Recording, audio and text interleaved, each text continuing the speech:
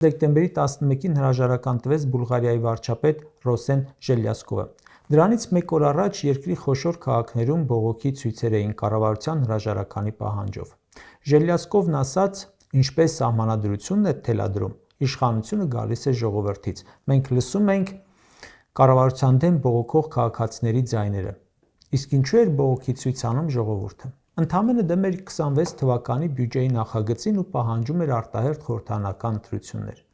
Բուլղարիայի կառավարությունը ոչ հողեր է հանձնել, ոչ 5000 զոհ է տվել կամ նման բաներ։ Ժողովրդի դուրը չի եկել պետբյուջեի նախագիծը, մի օր ակցիա է նայել, մյուս օրը հրաժարական է տվել։